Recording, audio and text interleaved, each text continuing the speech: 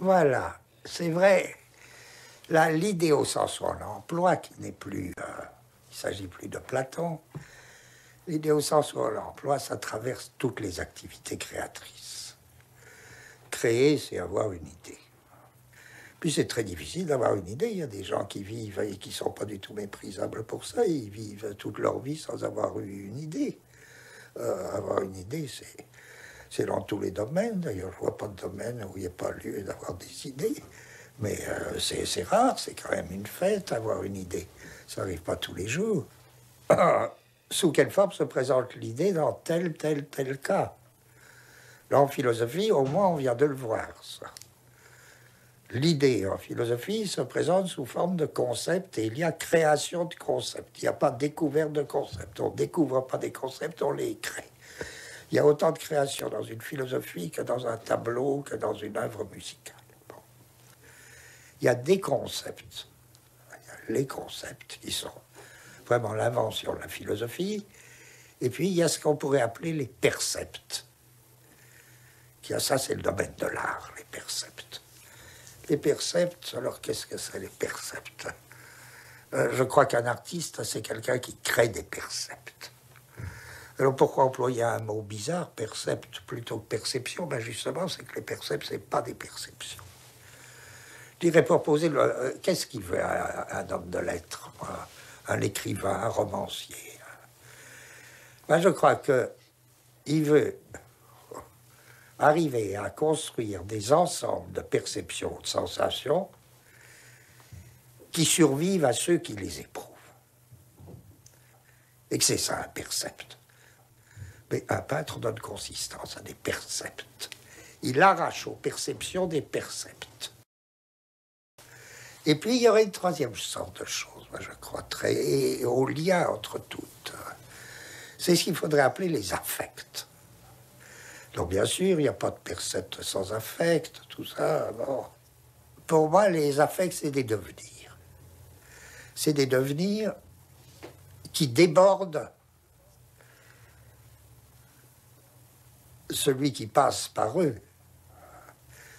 qui excèdent les forces de celui qui passe par eux. C'est ça un affect. Alors, je dirais presque, est-ce que la musique, elle ne serait pas la grande créatrice d'affect? Est-ce qu'elle ne nous entraînerait pas dans des puissances qui nous dépassent, qui nous... c'est possible, mais tout ce que je veux dire, c'est que de toute manière, les trois sont liés. Et je rêverais d'une espèce de circulation, les uns dans les autres, des concepts philosophiques, des percepts picturaux, des affects musicaux. Et c'est pas étonnant qu'il y ait des résonances, que si indépendants, c'est des travaux ce sont des travaux de genre complètement différents, mais qui ne cessent pas de se pénétrer. Alors, quand on croit que la philosophie est abstraite, l'histoire de la philosophie, elle est abstraite à deux degrés, à un second degré, puisque elle consiste même plus à parler sur des idées abstraites, elle consiste à former des idées abstraites sur des idées abstraites. Et si tu veux, il y a une autre manière, enfin pour moi, l'histoire de la philosophie, ça a toujours été quelque chose d'autre. On ne peut comprendre ce que c'est que la philosophie, c'est-à-dire à quel point. C'est pas du tout des choses abstraites, la philosophie. C'est pas plus, encore une fois, pas plus qu'un tableau ou qu'une œuvre musicale. C'est absolument pas abstrait. Et ça, on ne peut le comprendre que par l'histoire de la philosophie. À condition de la concevoir, il me semble, si j'ose dire, à condition de la concevoir comme il faut.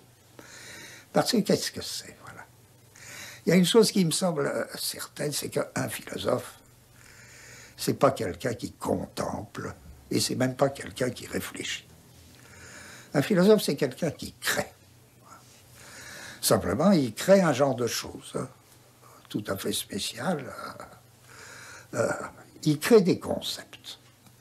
Les concepts, ça n'existe pas tout fait, ça ne se promène pas dans le ciel, c'est pas des étoiles, on les contemple pas, il faut les créer, il faut les fabriquer.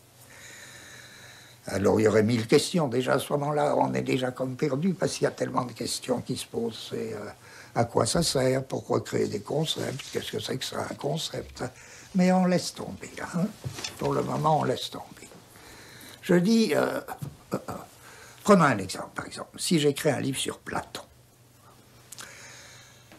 les gens, ils savent bien que Platon, il crée un concept qui n'existait pas avant lui et qu'on traduit généralement par l'idée. L'idée avec un grand I, avec un I majuscule.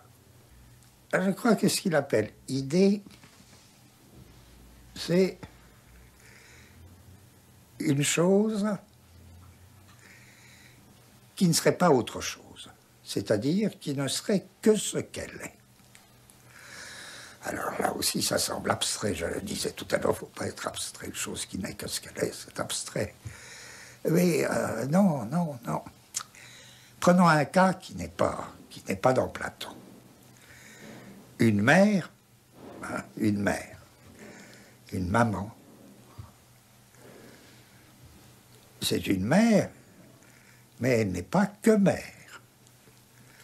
Je veux dire, elle est par exemple épouse, et puis elle est elle-même fille d'une mère. Supposons une mère qui ne soit que mère. Peu importe si ça existe ou pas, une telle chose. Par exemple, est-ce que la Vierge Marie, que ne connaissait pas Platon, est une mère qui n'est que mère? Et peu importe que ça existe ou non. Une mère qui ne serait pas autre chose que mère, qui ne serait pas à son tour fille d'une autre mère, c'est cela qu'il faut appeler alors idée de mère. Une chose qui n'est que ce qu'elle est. C'est ce que veut dire à peu près Platon lorsqu'il dit « seule la justice est juste ». Parce que seule la justice n'est pas autre chose que juste. Donc il crée un véritable concept. Ce concept n'existait pas avant. L'idée de la chose en tant que pure, c'est la pureté qui définit l'idée. Bien. Mais ça reste abstrait en apparence, ça. Pourquoi? Pourquoi? Ben, si on lit, si on se laisse aller à la lecture de Platon, et c'est par là que tout devient tellement concret, il ne dit pas ça par hasard, il lance pas, il ne crée pas ce concept d'idée par hasard. Il se trouve dans une situation donnée, c'est que, quoi qu'il se passe, dans une situation très concrète, quoi qu'il se passe, ou quoi que ce soit qui soit donné, il y a des prétendants. C'est-à-dire, il y a des gens qui disent « pour cette chose-là, c'est moi le meilleur ». Exemple, il donne une définition du politique. Et il dit le politique, c'est, mettons une première définition, une définition de point de départ, c'est le pasteur des hommes. C'est celui qui prend soin des hommes. Mais là-dessus, plein de gens arrivent et disent « Ah ben dans ce cas-là, le politique, c'est moi le pasteur des hommes. » À savoir le commerçant, on peut dire ça, le berger, qui nourrit, toutes sortes de... le médecin, qui soigne, peut dire « C'est moi le vrai pasteur des hommes. » En d'autres termes, il y a des rivaux. Alors ça commence à devenir un peu plus concret. Je dis, un philosophe crée des concepts. Par exemple, l'idée. La chose en tant que pure. Le lecteur, il ne comprend pas immédiatement pourquoi, de quoi il s'agit, quel besoin de créer un pareil concept. Mais s'il continue ou s'il réfléchit sur sa lecture, il s'aperçoit que c'est pour la raison suivante. C'est qu'il y a toutes sortes de rivaux qui prétendent à la chose, ce sont des prétendants. Et que le problème platonicien, ça va être pas du tout qu'est-ce que c'est que l'idée, tout ça, ça on serait dans l'abstrait.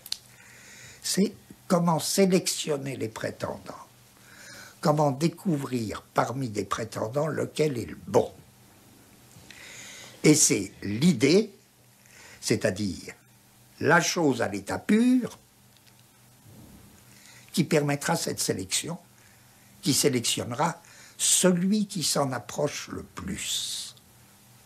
Bon. Alors ça nous permet d'avancer un peu parce que je dirais, tout concept, par exemple le concept d'idée, renvoie à un problème. Le problème dans ce cas-là, c'est comment sélectionner des prétendants. Si on fait de la philosophie abstraitement, on ne voit même pas le problème. C'est des idées toutes faites, c'est des idées d'opinion. L'opinion sur la philosophie, c'est qu'elle s'occupe d'universaux. L'opinion sur la science, c'est qu'elle s'occupe de phénomènes universels qui peuvent toujours se répéter, etc.